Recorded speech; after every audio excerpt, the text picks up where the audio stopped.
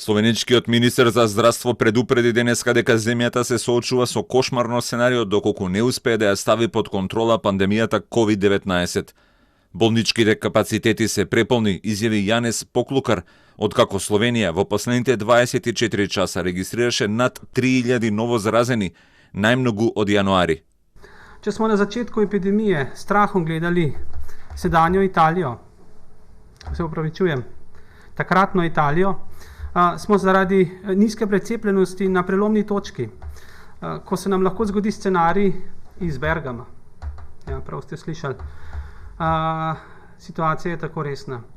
In kaj bi pomenil zlom zdravstvenega sistema za nas?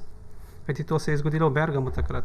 Стапката на вакцинација во Словенија изнесува околу 53%, а ниската стапка на имунизација на населението е главната причина за подемот на пандемијата во речиси сите земји на Балканот кои се соочуваат со пораст на бројот на заразени, но и на смртни случаи.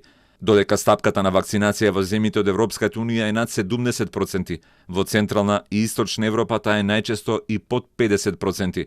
Во Хрватска денеска беа потврдени околу 4500 нови случаи, а во Загреб секој втор тестиран бил позитивен на коронавирусот. Во Србија здравствените работници предупредуваат дека меѓу болните кои завршуваат на респиратори има се повеќе деца и бебиња, додека речиси еднонеделниот пик на пандемијата не покажува знаци на намалување. Премиерката Брнабич засега не најавува нови мерки, иако тоа упорно го бараат епидемиолозите. Za sada hajde da implementiramo u potpunosti ovu meru koju imamo. Dakle, da sve to zaživi, da svi znaju kako da kontrolišu, da svi znaju kako da poštuju postojeće mere.